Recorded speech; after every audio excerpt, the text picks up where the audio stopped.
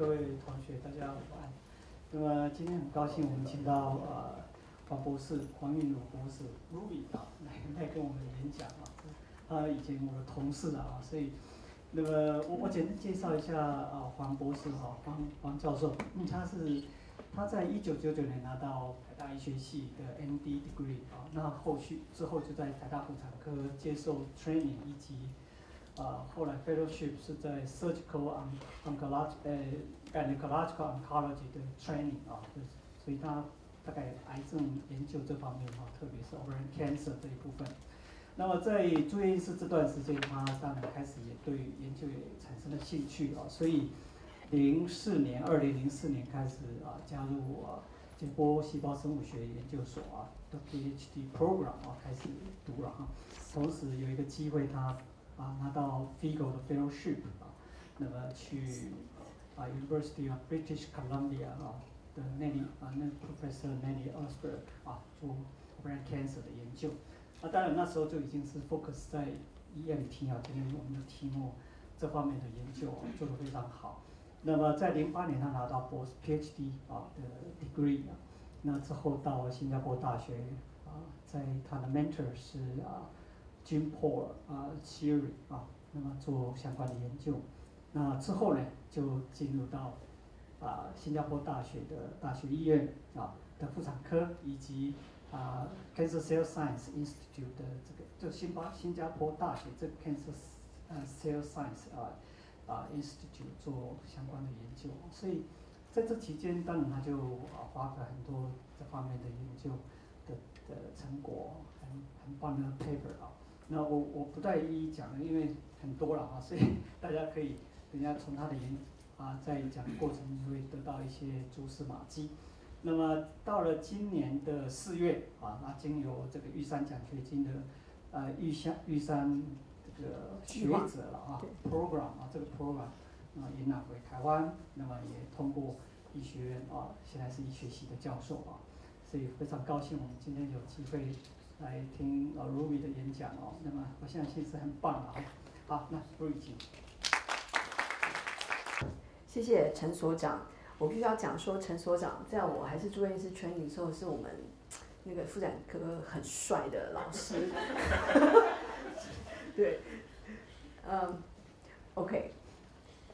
You guys have to excuse me because every time I try to give my talk in Chinese, it's a disaster. Okay, so I haven't really transit. So let's do it in English today. But in Q&A, we're fine to have Chinese. Okay. So I'm going to talk about epithelial-mesenchymal transition. The concept is in spectrum, so it's not a binary. Binary, do you know what's binary? 0 and 1, black and white, yes and no. Okay, spectrum is fluidity. Okay, something like, you can have like to the subdecimal space. So traditionally, as the name suggests, that people think that EMT is just transition between the two states, either the epithelial state or the mesenchymal state. So this is a typical epithelial cell where you have very good, well-developed apical basal polarity. And usually this polarity is determined by the cell-cell adhesion junctions, which was the reason why I decided to study my PhD in anatomy and cell biology, because that was the institute in Taida, really focusing a lot of the research in cell adhesion. So you can see that at the apical side, you have this tight junction. Following this, you have this adherence junction, where you have a tense actin belt. And what follows is you have the desmosome, where these are the intermediate filaments anchoring to the desmosome. In an epithelial cell, the intermediate filaments, we know it is called cytokeratin, and dependent on different tissue, you can have different types of cytokeratin. For example, you can have keratin 5 or keratin 7, keratin 9. And then at the basal level, you have this integrin system, which anchors the epithelial cells to the extracellular matrix. So for the mesenchymal cell, usually you don't have this apical basal polarity. Instead, the cells start to have a front-back polarity. And which side is front, which side is back, actually determines on the environmental cue. If there's a hypoxia, there's a growth factor, that milieu probably will be the front. And then what is lagging behind, that's the back. So some other changes, cells usually you will have gain of motility. There'll be a switch of the intermediate filament from the cytokeratin to the vimentin intermediate filament. So traditionally, we think that EMT just switching between the two states. That's why we said it's binary. However, let's look at what is the most important aspect of EMTs in the development. So in EMT, it's very important in embryonic development. You have 3 phases. The first one is the primary EMT, followed by the secondary EMT, by the tertiary EMT. Okay. The primary EMT occurs very early during the embryonic development, during implantation, after the implantation, and then during the neural crest migration. We'll talk about that in more detail.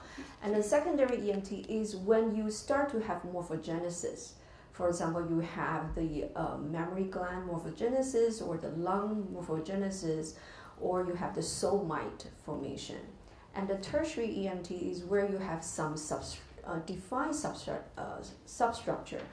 In this case, for example, in the alpha tract formation in the heart, that the cardiac cushion formation also involves some EMT. So this is the earliest event of EMT. So in a way, without EMT, there won't be life. Okay. So this is in the pre-implantation blastocyst. After the blastocyst, you need to have a parietal endoderm. You have to have a 3 germ layer specification. So from the trophectoderm, and then where you start to have this epiblast, the blue ones are the epiblast cells, and then you need to start to differentiate, specify into an endoderm, which are the green cells, and then start to line across the blastocyst. So that's why we said this is a parietal endoderm.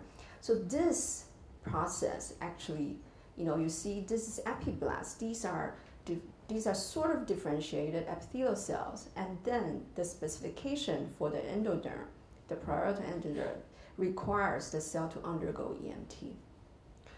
And then so in a way, it's very crucial in the first specification of the germ layer, in the blastocyst period. How about post-implantation? So we know that post-implantation, there is a process called gastrulation. So gastrulation is the specification of another germ layer, which is mesoderm. Okay, so the mesoderm formation also requires EMT, and this process is conserved throughout species. You can see from Drosophila, from sea urchin, from zebrafish, from xenopus to chick and mammals. They have different mechanisms of doing, but in a nutshell, they all involve EMT. In Drosophila, you have this precursor, which are in epithelial sheaths, and they undergo invagination to derive the mesodermal cell. And it's in sea urchin, they have another mechanism, it's called ingression, that you have a cluster of this mesoderm precursor cell. These are epithelial cells. They will kind of butt into this cavity of sea urchin, and then slowly ingress, and then to become this mesodermal cell. And then xenopus, they have a slightly different mechanism called involution. So the cells sort of like, they don't break up, they don't form single cell, they sort of like undergo this collective EMT process. And also during the chick, embryo, and the mammalian development, the ingression pattern is very important during the mesodermal formation. So I'm very happy that sea urchin is actually a very good model for EMT because it's one of my favorite food. I know it's bad for cholesterol, maybe. But let's look at it. This is a sea urchin. So look, this is mesoderm precursor, this is the epithelial layer. You see all the cells budding into it? So this is an ingression. We're supposed to see these group of cells being labeled with E-cadherin GFP. So E-cadherin is a surface marker specific for epithelial cell, but I have to apologize that the video doesn't work. So what you should be looking at is those E-cadherin positive GFP cells during the ingression period, the GFP will start to lose. So those cells those cells that popped up, they will lose their E-cadherin. So this is a way that during the mesoderm formation, EMT is happening. This is by downregulation of E-cadherin expression. So this is just an illustration that during the mesoderm formation of sea urchin, the neuroderm for the formation of primary mesenchyme, the mesoderm, you can see that these red cells start to bud and then start to ingress into these mesodermal cells to form the gut of the sea urchin. And let's look at something more developed, that is the chick and mammalian. This is a chick embryo, and this is what we call the ectoderm. And then you during the primitive streak, whether this will be a neurulation process happening, that this primitive streak during the formation of mesoderm, these cells, this group of cells during the primitive streak and the neural groove, they will start to undergo EMT and then migrate out into this ECM space and then differentiate into the mesoderm. And then when they reach to the bottom of the mesoderm, they would need to undergo another reversal, which is MET, to become the endoderm. So in a way, I have illustrated to you that EMT is very essential in early embryonic development. So without EMT, there's no life. But in the differentiated cells, EMT is also important.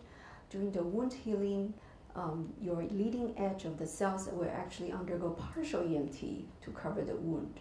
And of course, in disease states, such as in fibrosis and in cancer progression, EMT is also important to account for the aggressiveness. So my longtime mentor, Jean-Paul Thierry, he's a French guy. He started off as a chemist, and then he discovered the cell adhesion molecule together with the Nobel laureate Gerard Alderman, and then later on become a developmental biologist studying the chick embryos. And then he proposed this in 2002, that actually during the carcinoma progression process, the cancer cells actually hijacked the developmental crucial mechanism, EMT, to gain ability in metastases. So you can see that from the normal epithelium, like I said, these are the well-developed apical basal polarity epithelial cells, right? During the early, dysplasia, let's say, in gynecologic disease, we can think of the CIN for this, these are this precursor of cervical cancer, right? For the CIN cells after the HPV infection, if you look into the cytology or the histology, you will know that the cells start to lose their apical basal polarity. They start to pile up. And when the disease is further more developed into, such as the carcinoma in situ, the polarity is even more disarrayed. And when carcinoma in situ further develop into an invasive carcinoma, one feature is what? The basement membrane needs to be degraded. So meaning that some of the leading cell needs to start to secrete the MMPs, proteases, and then some of them would gain motility and then start the metastases. Different types of cancer use different modality to metastasize. For a lot of solid tumor like breast or lung cancer, they do bloodstream metastases. And then you have to, so these cells go into the bloodstream, we call the intravasation. And you have to realize that these circulating tumor cells, actually, when they're alone, it's very difficult to survive. It's actually a very harsh condition. And we all know that anchorage independency is one crucial aspect for transformed cells. Nevertheless, these single cells, they survived, and then they extravasate to reach to the secondary site to establish the metastases again. And then you know that this is a reversal of the EMT. They have to undergo a MET to recolonize to form a solid tumor. This is one flavor to tell you how EMT can be appreciated in an actual to human cancer specimen. This is a colon cancer specimen, and is a staining of beta-catenin. So you can see that, and we know that colon cancer is actually quite activated in terms of Wnt pathway, that they will have the APC mutations, and then so you have activated Wnt pathway. So usually nuclear beta-catenin staining is an indication of active Wnt pathway. But what do you see here? If you look at the nuclear beta-catenin staining, what do you see? Where are they? There are more, those nuclear beta-catenin positive cells, they're here. Are they here at the tumor center? No, right? You look at the nucleus, they're actually quite clean or heterogeneous in a way, right? And then you have very, very dense staining of nuclear beta-catenin here. So it tells you that there's heterogeneity, okay? So only a small proportion of tumor cells inside a tumor would actually has the highest propensity to undergo EMT. So we call this invasive front. This is where you have all sorts of, probably you have different microenvironments here, you have hypoxia here, you have different growth factor cytokines here to stimulate these cells to actually enhance the activation of Wnt pathway. Whereas in the tumor center, you don't have such strong activation of Wnt pathway. Okay, so you know that, and then what is in between here? Probably something, we don't know what exactly was the activation of Wnt, but at least it tells you it's no longer black and white. It's not binary, right? You have a transition and you have a gradient there. So that's why in the field, actually starting from 2006, we know that there are cells that are neither epithelial, neither mesenchymal. So people start to give it a name. It's called metastable cells. So one of the biggest distinction of this metastable cell is that you don't have well-developed junction, but you still have some residual catenin junction. The polarity, is not front back, it's not apical basal, it's kind of like, here and there. But one feature is that the metastable cell co-express both cytokeratin and vimentin. So these are the epithelial and mesenchymal traits, right? So that we describe as the binary. So you see that this metastable cell, they are kind of hybrid. They have a hybrid. So sort of mimic what I just illustrate to you, that you have a tumor center, probably there's no EMT, you have an invasive front, you have a more full EMT, where you have, this interface, you probably have a partial EMT. So there's definitely heterogeneity. So when I started in Jean-Paul's lab, if anyone knows me, I like to collect things. So one of my favorite collection is cancer cell lines. So over the years I collect over 43 ovarian cancer cell lines. I think now I probably have almost 60 ovarian cancer cell lines sitting in the liquid nitrogen. So I just started a very simple experiment. I did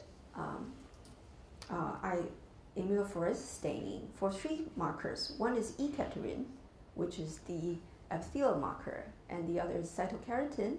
And in this case, the antibody is pan-cytokeratin, so it labels all the cytokeratin, and another antibody with vimentin. So if it is a bona fide epithelial cell, what you will expect is E-catenin positive, pan-cytokeratin positive, but vimentin negative, right? If it's a bona fide mesenchymal cell, then it's ECAT negative, pancyto negative, but vimentin positive, right? But what's funny is we see a lot of cell lines, actually, they're intermediate. They're like the metastable cells that we just described. They co-express pancytokeratin and vimentin. And based on their expression of E-cadherin, you can categorize them into intermediate epithelial or intermediate mesenchymal. So this is a pie chart showing that among the 43 cell lines that we stain, actually 60% of them are already some sort of intermediate. Okay, so you be careful. So a lot of you are working on cell lines, but be careful. Look into your cells. Okay, don't just grow them and then let them be overconfluent and then extract them for DNA, RNA, or proteins, but look at them. So this is actually the first time that we coined this as an EMT spectrum. So we know that there are at least 4 types. So we did some functional analysis, which I don't have time to go into today, that we find that actually it is not the most mesenchymal cells that have the highest aggressiveness. It is in fact the intermediate mesenchymal cells that are highly migrative, they are highly invasive, they have the highest propensity to overcome anchorage dependency to form a sphere, this kind of like stem cell property. Okay, and we can see that just by the intermediate state, if you compare the intermediate epithelial versus the intermediate mesenchymal state, you see the huge difference in terms of their ability to overcome anchorage independency. Okay. And this anchorage independency, actually, if you recall, that those circulating tumor cells, it is one of the most important aspect for them to survive during the metastasis process. So this is from a study around the same period of time when we published our result, that they look into the circulating tumor cells of breast cancer patients. And then they also look into their EMT states. But instead of looking at different markers, they use RNA in situ hybridization. And then they group all the epithelial probes into green color, mesenchymal probe into red color, and DAPI blue. So what they found that is, hey, you have CTC that are only green, you have CTC that are only red, right? So these are the 2 extremes. But you have CTC that are positive in both. Okay, so similar to what we saw, that they further quantitated into green more than red, green is to red, red more than green. So you kind of have a ratio. You can sort of quantitate it. So by this method, you can say, oh, we have 5 states. So we published this review a couple of years ago to actually say that, look, people just don't look at EMT as binary, just 2 states. Actually, EMT is a continuous spectrum that, to transit to each state, that you need to actually overcome different barriers. If you start from a pure epithelial cell, you have to somehow disintegrate the junctions. And junctions, the tight junctions, the adherence junction, they are actually quite difficult to disintegrate. They are there for a reason, right? It's actually very tough to actually move them out of that epithelial state. I will show you the data. And then also, if you're a mesenchymal cell, it is also very tough to reprogram them back to epithelial state. Think of iPS cells from fibroblasts. How low is the efficiency for the reprogramming, right? So it is actually not that easy. People thought that it's like that. No, it's actually a continuous spectrum with different barriers involved. So we have been criticized that for a long time that we've just looked at cell lines, and finally last year, a group in Belgium, Cedric Mampan's group, they used a genetically engineered mouse model to generate spontaneous squamous cell carcinoma of the skin. And then actually they isolate the tumor cells, and they find that you can actually have 7 different types of EMT state of this tumor cells. You have most epithelial cells which express EpCAM, which is similar to E-cadherin, and the cells, because it's skin, so it expresses keratin 14. And you will have cells that the first, as it is devoid of EpCAM, they don't have EpCAM, but they start to express vimentin, the blue one. Remember the double positive cells, right? And then later on, you will have cells start to express different service markers from CD106, which is VCAM1, to CD51 is interleukin alpha 5, to CD61 interleukin beta 3. And you can have 1, 2, or 3 markers expression. And then they give you different flavors of the morphology. VCAM1, interleukin alpha 5, interleukin beta 3, these are very important in terms of what? Intravasation into metastases. So again, this illustrates that actually inside the real in vivo model, during the actual metastases, you have heterogeneity of EMT. You have different flavors of cells at different phases of EMT. So this is just to illustrate that during the dissemination of primary, during the metastasis of primary tumor, that if you go through the bloodstream, that these, escaped cells, they're actually, stuck in the partial EMT state, and usually they're not alone. It's very hard to survive for CTCs to be alone. So they are usually in sort of clusters, and then they can be protected by other cells such as platelets. And then actually platelets is one of the very important factor to help the CTCs to survive, to gain aggressiveness. And also you will have TAM, which is the tumor-associated macrophages, and also at the destination you would also have the cancer-associated fibroblasts to interact with these cells, like finally reach to the destination. So it's actually also a dynamic process in action. So over the years, this is my major research interest, is like to answer these questions. What makes epithelium epithelial? How do you actually define the identity of the epithelial cells? And then how do you estimate the mesenchymal cells? Is there a precise estimation of mesenchymality? And what is the fluidity among the different states during the transition? Okay.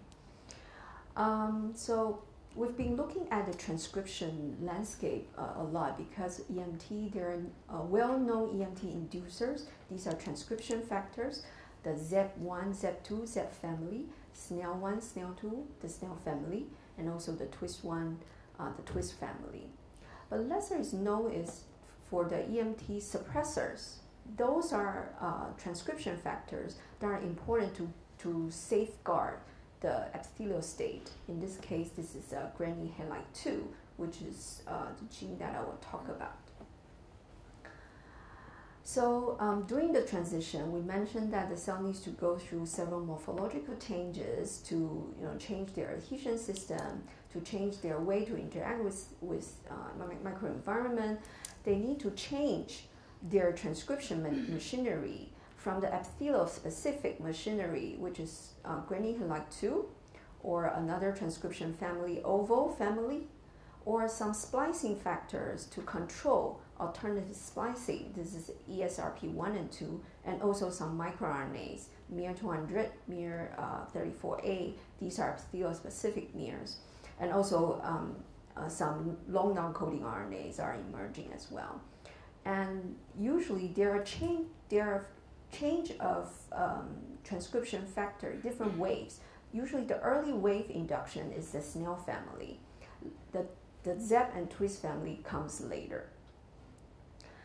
And also during this transition, you will have the you will have the epigenetic changes to shut down the epithelial genes at the promoters, that you will have the active mark, like histone 3, H3K for trimethylation, H3K acetylation. These are the active mark at the promoter. And then you will start to introduce the repressive marks, such as K27 trimethylation, or even the K9 trimethylation, which is a heterochromatin mark.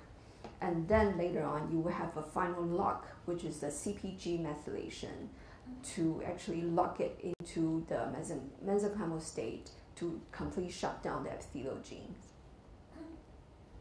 So indeed, let's look in this paper where they discovered 7 different states, EMT states. They actually did a lot of, they did a TAC-seq, they did a lot of sequencing exercises to actually pinpoint during each state what are the essential transcription factors that could, mediate the transit of each state, which I don't want to go into too much detail because it's published. You can refer to that. But I want to point to the core regulatory machinery of EMT that you would have SNEL and ZEP. These are the core machinery, and then they have each ZEP and ZEP1 and SNEL1. They each have their own opposing microRNA. So for ZEP, the opposing microRNA is mere 200. For the SNEL1, the opposing microRNA is mere 34. And you can see that they exist a mutually, double negative repressive loop to really tightly control the epithelial genes. And then the regulation of mesenchymal gene. People always think that, ZEP1, SNEL1, they shut down epithelial genes. For sure, they will induce mesenchymal genes. Unfortunately, it is not. Okay, the activation of mesenchymal genes follows different transcription machineries. Okay, the more well-studied is PRRX1 or TWIS1, these classes of transcription factors. But if you look at the epithelial genes and mesenchymal genes themselves, they can also be regulated by epigenetic controls, such as histone modification and methylations. So in fact, you are seeing a transcription. You are seeing how the transcripts are very precisely being regulated in this core regulatory loop. And then not to mention that another way to regulate transcript is to regulate through alternative splicing, right? By skipping the exon or alternative exon usage, that you have factors such as ESRP1, ESRP2 are responsible for that. So I'm going to give you 4 different stories, small stories, just to give you some idea of how the fluidity of EMT. First of all, I want to tell you that not every EMT-inducing transcription factor are the same, and the EMT changes are sequential. There are different barriers, and I want to introduce finally a concept called pioneer factor. Okay. So we come back to the prototype of EMT-inducing factor, which is the SNEL family. Consists of actually 3, SNEL1, 2, 3, but the more study is SNEL1 and SNEL2. SNEL1 is SNEL, SNEL2 is SLOC. So these are first shown to be central in Drosophila mesoderm formation. And then there are zinc finger transcription factors. You can see that they have many zinc fingers at the C-terminus, and then at the N-terminus they have the SNAC domain. And then they're highly conserved across different species, particularly at the zinc finger domain. These species, you can have huge variability in terms of the SNAC domain. So this is the, where the different specification occurs. So the early, let's come back to, this is a sea urchin. Remember the sea urchin ingression that we talk about, right? So you see, this is the in situ hybridization of SNEL. You can, is this SNEL? Yes, this one is SNEL. SNEL, you can see that during the ingression, those cells undergoing EMT, they very early on, they start to express SNEL, right? And then once after the ingression, those mesodermal cells, they still retain the SNEL staining, okay? And this is a chick embryo that during the mesoderm, the primitive groove, the mesoderm, formation. This is the in situ staining of SNEL2. You can see that those mesodermal cells and some of the, specify, they are not yet EMT, but they've already specified they're going to become the mesoderm. They are already expressing SNEL2. So SNEL1 and SNEL2, they are very early on. They are very early response gene in terms of EMT in development. And there are many papers to talk about SNEL functions, many reviews. I won't go into the details. But the SNEL family, the SNEL1 and SNEL2, they are siblings with different flavors. There are papers from Bob Weinberg's group saying that in the mouse memory epithelium, they use the slug, which is SNEL2, snail, which is SNEL1, antibody to perform ChIP-seq, chromatin IP, and then sequencing experiment. And then they found the bound sequences. They found out that actually there's only a small proportion of them actually overlaps. A lot of the snail bound and slug bound pigs are actually unique. And they gave one example, which is the ZEP1 locus, because we mentioned in the co-regulatory loop that actually ZEP and snail, they can co-regulate each other. So they found that at the ZEP1 locus, only SNEL1 has a peak at the proximal promoter, but not the slug. Okay, so they start to suggest that, hey, SNEL1 and SNEL2, they're siblings, but they're not the same. So later on, 2016, people published this and found out that when they express SNEL1, you see a reduction of slug.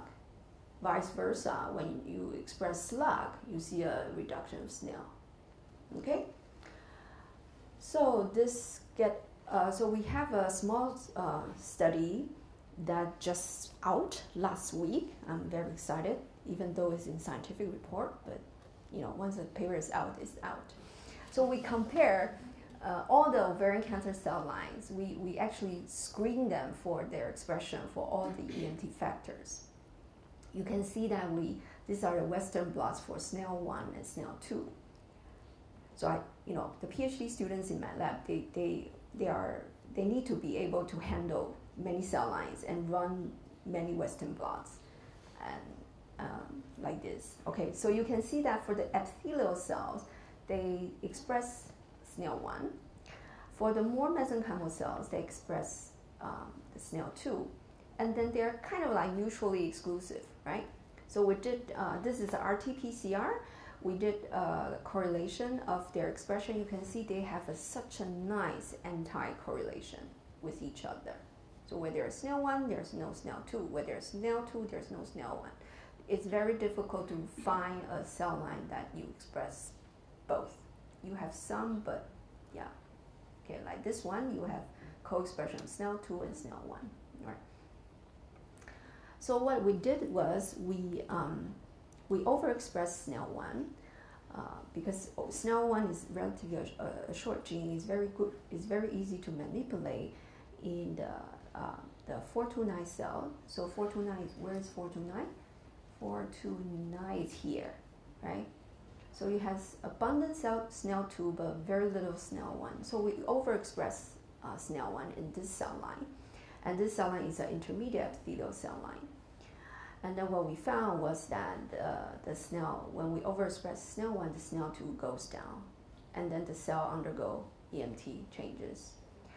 And we use the same 429 cell line. We use a doxycycline induction system, which we add doxycycline into the media over different time point, and then we see to turn on SNEL1. When we turn on SNEL1, the cell starts to undergo EMT, but what happens is, if you look at the RT-PCR at each time point, SNEL2 is always suppressed. And you see the very nice Western blot to show that when we turn on SNEL1, SNEL2 goes down. So of course we need to know why. So because SNEL1, SNEL2, they bind to E boxes. So we start to search, at the SNEL2 locus, where are the E boxes? So we can identify 5 E boxes at the proximal proximal to the transcription site. So what we did was we just do the chromatin IP by using the SNEL1 antibody to each of the e-box one by one. So what we found that actually is the second and the third e-box here that are the places that SNEL1 will bind to these e-boxes and suppress the SNEL2 expression. And SNEL1, I mentioned to you that the SNAC domain is where the diversity is. Actually, the SNAC domain is also important to recruit other cofactors. And a lot of these cofactors are epigenetic modifiers. So SNAC domain has been reported in the SNEL1 to recruit HDAC, PRC2, LSD1, and SUV to regulate the epigenetic regulation. So we use different inhibitors to test whether or not SNEL1 also recruit other epigenetic modifiers for suppression of SNEL2. I cut the long story short. So we find that because the HDAC inhibitor, we use the SAHA or TSA, they can actually rescue the reduction of SNEL2 suppression. You can see that this is the luciferase assay. When we treat the SNEL1 expressing cells with SAHA and TSA, the SNEL2 promoter activity goes up. Also, the SNEL2 transcript goes up. So this is how we also show that by looking at different histone marks to show that actually indeed, and also actually physically pulling down HDAC1 at the second or third e-box to show that actually the SNEL1 recruit HDAC1 to the second or third e-box of SNEL2 and actually resulted into histone mark changes to shut down SNEL2. So this to tell you that there is sibling rivalry, and then I just tell you SNEL1 and SNEL2. For ZEP1 and ZEP2, they are different. Okay, so next time when you read anything on EMT, don't jump into the assumption that because they all suppress epithelial cells, they must work the same. No, they're not. Okay. So what is special about the SNEL2 locus? This is unpublished work. So SNEL2 sits on chromosome 8 in human, and so we've been interested in how the long-range DNA interaction is regulating EMT. So we've been using high-dimensional chromatin conformation sequencing techniques. This is called the high-C to look at the long-range interactions. So you can see the green panels are the epithelial cells. This is PO1. And the bottom panel, this is the red, this is a mesenchymal cell, KA8. So this is the SNEL2. So I want you to bring your attention to this top track, which is the high-C interaction. This is to label from SNEL2 how many different long-range loopings that we can find by the sequencing method.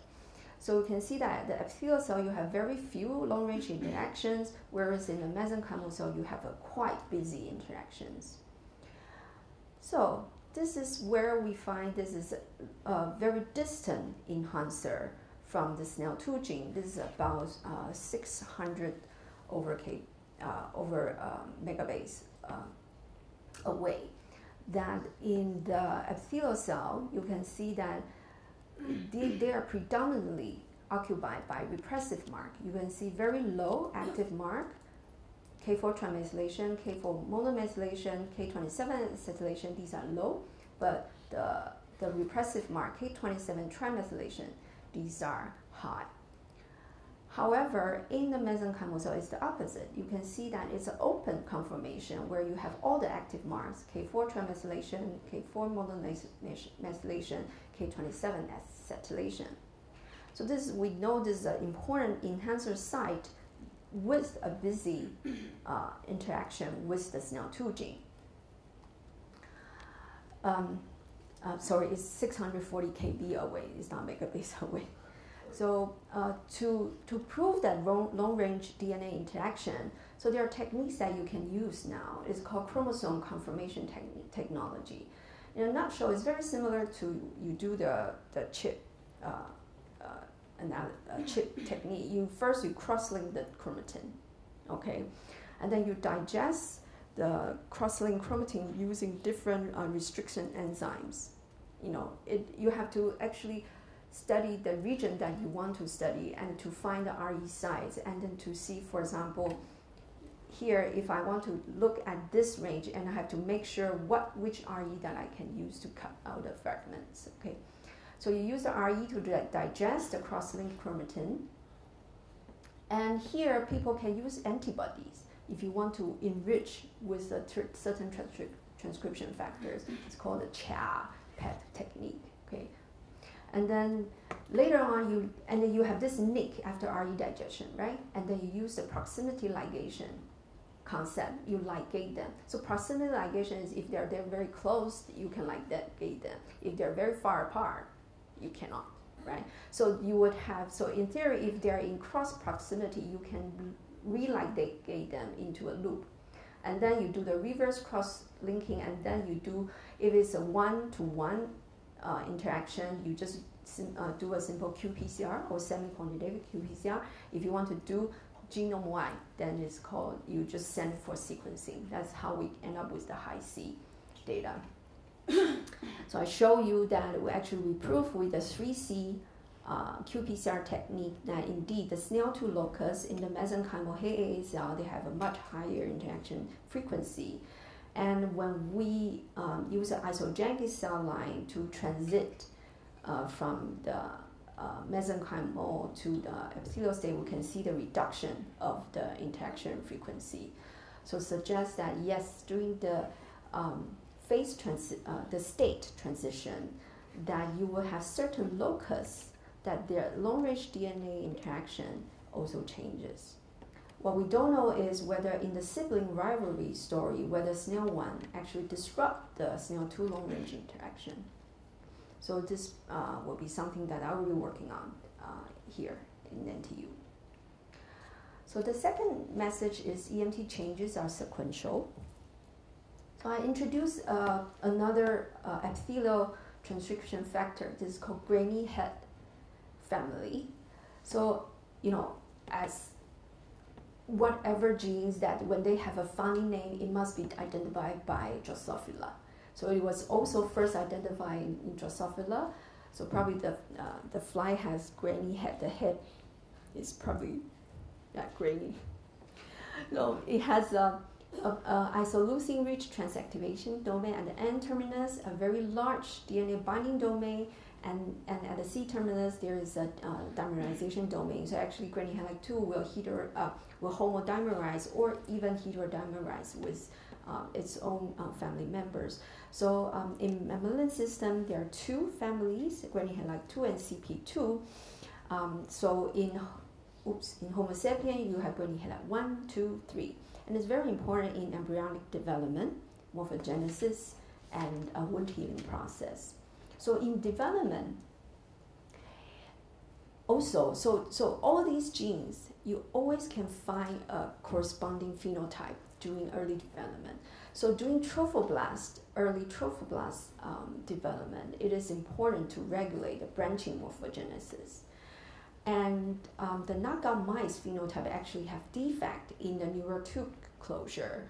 The heterozygous is alive and looks normal, but the homozygous one, they have defect in neural tube closure at E9.5 and die at E11.5. They have defect in central cranial and posterior neural tube closure, so you will have spinal bifida and exencephaly or curl tail phenotype. So this is in the trophoblast. This is in the human trophoblast. You can see that the grainy head 2 expression is actually very high. You can see this is this is IHC staining. You can see that the grainy head 2 is positive in villus cytotrophoblast, syncytial trophoblast, and then the cytotrophoblast cell columns. And then so it's very important, and also in the invasive extravillus trophoblast. So it's very important as the guidance in terms of the trophoblast branching morphogenesis, and there are a bunch of granulin-2 regulatory genes that they form a network. They perform similarly as granulin-2. One of the genes, SPINT1, that the SPINT1 it's a direct transcription target of granulin-2, and its expression, its pattern is very similar to granulin-2, and the phenotype of granulin-2 and SPINT1 also showed a very similar pattern that you have the defect in the trophoblast branching morphogenesis. And these are the neural2 defect. You can see that granulin-2 is expressed in the surface ectoderm. And then when you have the top is the heterozygous knockout, the mouse embryo looks okay, but the bottom, this is a homozygous, you start to see that first of all, the embryo doesn't look the same, and then by E11.5, you can see that you have this cranial, and then you have this postural spinal bifida, and then the exencephaly. And then if you look at the section of the neural tube, you can see that, instead of having this complete circle of neural tube, you have this opening of neural tube, meaning that the neural tube cannot close. So they actually, the embryo died around E11.5. Also in human disease, there are point mutations that are relevant in deafness. There are some autosomal dominant deafness caused by one single point mutation. Also in some skin disease, this is autosomal recessive ectodermal dysplasia syndrome, also has point mutations. But in cancer, so far, we don't see mutation of granulin-2 as an activating mutation in cancer. So why I say that the EMT changes is essential? I said that actually to disrupt epithelial cells is very difficult. Okay, when you see papers saying that EMT is like that, it's because they already take something that is already primed in the intermediate. So we take cells from different phenotype. We take cells that are epithelial, intermediate epithelial, and then we knock down granulin-2 because granulin-2 is important, expressed in the epithelial cells. So for these two epithelial cells, what you see is that the phenotype are very subtle, right? You don't see big changes of them become mesenchymal cells, no. But what happens is this intermediate epithelial cell, what you see is when you knock down granulin-2, you start to have single cells. And then when we look at the proteins, if you look at these two, the epithelial cell PO1 of CAR420, when you knock down granulin-2, you don't downregulate E-cadherin. Whereas this intermediate cell, you have a very clean disappearance of E-cadherin. You induce vimentin here, yes or no, So it's actually very difficult to actually push a epithelial cell, a well-differentiated epithelial cell, out of their state. I told you need to look at your cells, right? Sometimes you need to stain them. For those two cell lines that they still preserve E-cadherin at the western blot. We stain them. This is one of the best gifts I've inherited from the Graduate Institute of Anatomy and Cell Biology. We always stain our cells. We always stain everything, right? So this is the beauty of, after staining, what do you see?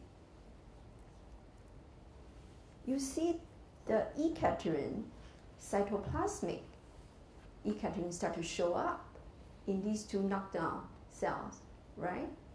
Whereas the control cells, the E-cadherin's membrane, this is where they're supposed to be, right? And even for the complete knockdown of complete disappearance of E-cadherin protein, you still have some residual cytoplasmic E-cadherin. So it tells you that even though morphologically, by the phase contrast, you don't see a change. And then the total protein, you don't see a change. When you stain them, you see, there are changes precedented to the transcriptional downregulation of E-cadherin. Okay. And also, you can stain other things. That for epithelial colonies, the tension to maintain that colony is very important. When cells start to move, the cytoskeleton will start to respond to the environment, so they need to remodel. Okay, so for the epithelial colony, the ectomyosin contractility is essential. So usually, in a well-defined epithelial colony, that you would have the least tension in between the cells. The most tension will be situated at the periphery of the colony. So here we stain the phosphomyosin light chain 2, you can see that it's at the periphery. But when we knock down granny halide 2, what you saw, you can see that the phosphomyosin light chain 2 start to become in between the cells. It's no longer at the periphery. And it is corresponding to the change of the phalloidin staining of F-actin. So, the same thing for the 420, and of course the 429, you have a more dramatic changes. So it tells you that even though before the transcriptional shutdown of E-category, you already have some already have some subcellular changes happening. So there are sequential phase transitions. So you don't go to Rome in one day. You don't have to break down your trips several days.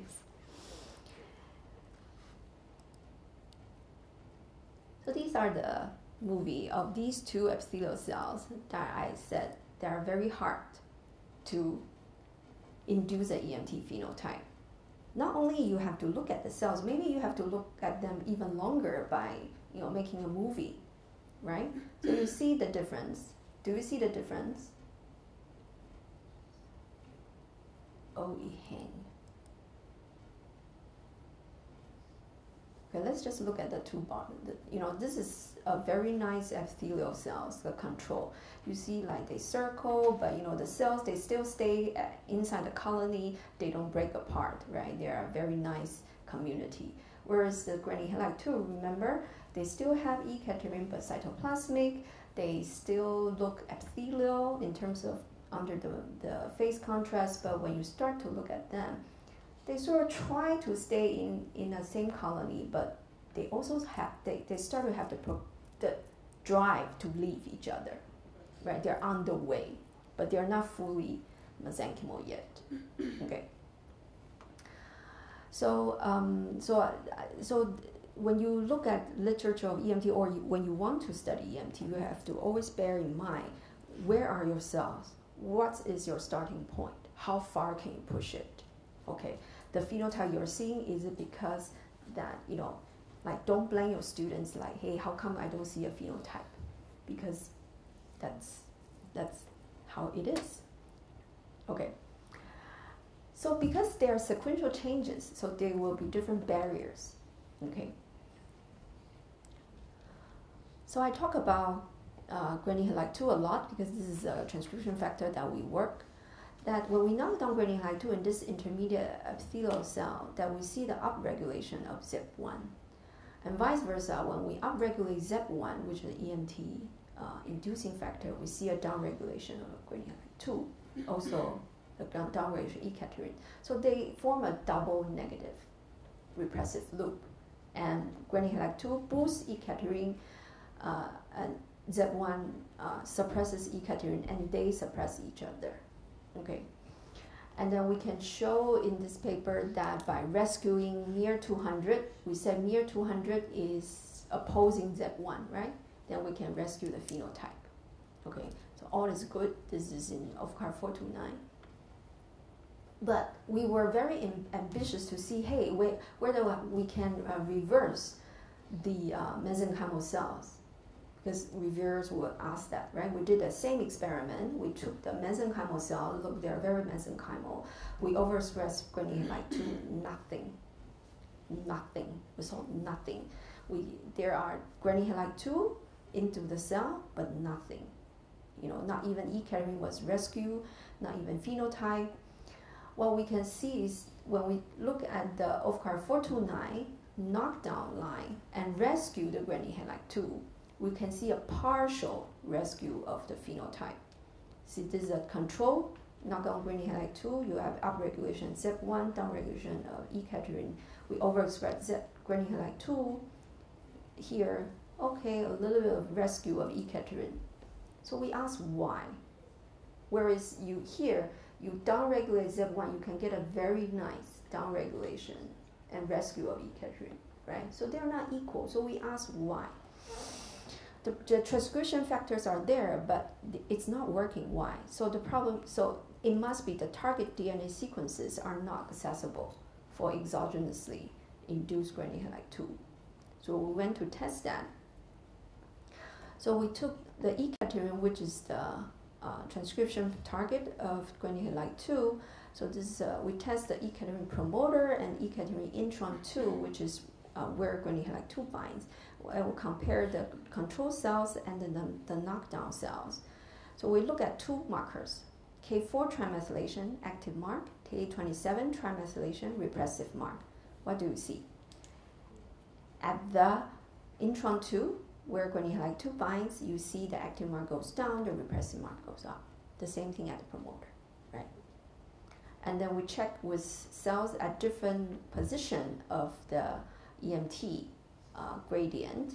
For the epithelial cells, we see preserving the active mark. For the mesenchymal cell, you see an induction of a repressive mark at both the E-cadherin promoter and intron 2.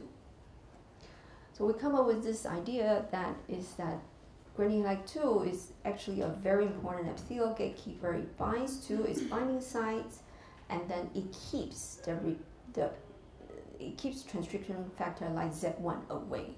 Okay, but when you don't have guanine halide 2, and then also maintain the active histone marks like K4 trimethylation, K27 acetylation, and you don't have K27 trimethylation.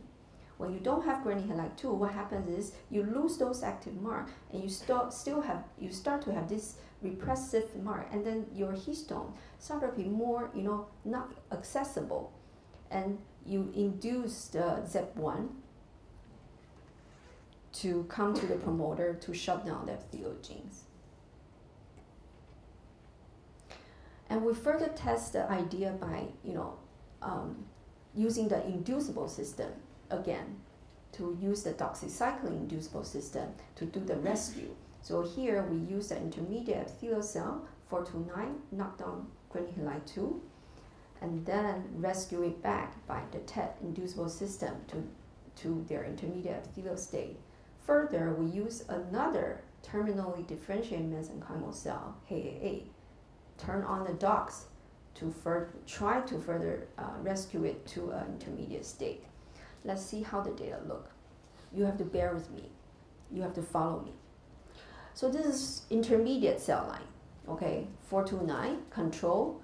We stain the red E-cadherin. We stain E-cadherin guanine halide 2. They express guanine halide 2, nice E-cadherin, no problem. This is a knockdown line without doxycycline induction. So they don't have guanine halide 2, they don't have E-cadherin, right? So what happened was when we start to turn on the DOX over a different period of time, we can start to see the induction of E-cadherin, and some start to show the re-epithelialization of the E-cadherin. The same thing, we use another intermediate EMT line, we can reproduce the data very nicely. What about the full EMT line? This is HAA8. They are fully mesenchymal. They don't have guanine halide 2, they don't have E-cadherin. We turn on our DOX, nothing happens. So are you going to scold your PhD or your postdoc again? Okay, so we do a few more tricks. So we look at the reversibility. Okay, we add in some. We ask whether we loosen up the chromatin. We add in inhibitors, whether it will be easier for them to reverse. Okay, so we use two inhibitors, GSK126, which is the EZH2 inhibitor to inhibit PRC2 complex, mosetinostat, which is a H-stat inhibitor. So you can see, you have to follow me, huh? So here, this is no DOX. Okay, so this is 429 knockdown guanine halide 2, no DOX. No drug, so no E-cadherin.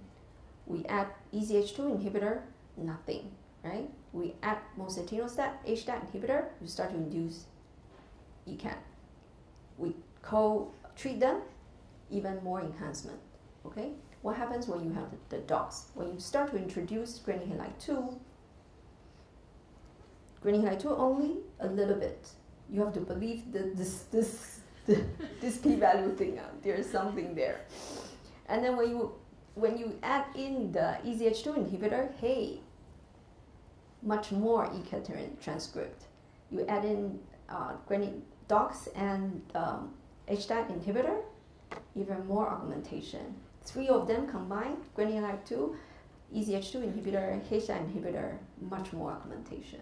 So this is in 48 hours and 96 hours, and we can show that also in the protein expression. Okay. I'll skip the acetylation. How about the mesenchymal? We did the same trick. No dogs, with drug, nothing. With dogs, okay, for HDAC inhibitor a little bit, right? And then for the 3 combined, we can induce a transcript a little bit. But look at the protein. Look at the protein. It's as white. There's nothing, you know. Okay, so it tells you it's actually very difficult to reverse, even though how hard you try. And then of course, for the mesenchymal cell, we also try the final effort is to add the demethylating agent, which is 5-AZA, which is DMMT inhibitor. What do you see with dogs? Nothing. Nothing, right? So it tells you that, you know, it's actually very difficult to convert mesenchymal cell out of, to re-express E-cadherin, I should put it that way, because some of the other genes, we can sort of rescue it, like claudin 4 and promin 2, but not E-cadherins. For some reason, it's very difficult to reverse. Okay, lastly, okay, this is the final point. So I want to introduce the idea of pioneer factor. So pioneer factor, we think that granular halide 2 is a pioneer factor. Okay, pioneer factor are transcription factors that can directly bind to condensed chromatins. It scans through chromatin. Those chromatins that are silent, or there are no marks, unmarked, latent. They scan through it, they bind to it, and then they can recruit other transcription factors. And then they open up the chromatin to allow the transcription to happen. And then they also recruit other histone modification enzymes and DNA methylation enzymes. Okay, I just want to show you this to prove my point. We did a bunch of histone markers, ChIP-seq data on our EMT cell line models, and most importantly on our granular halide 2 knockdown models. Just look at this heat map.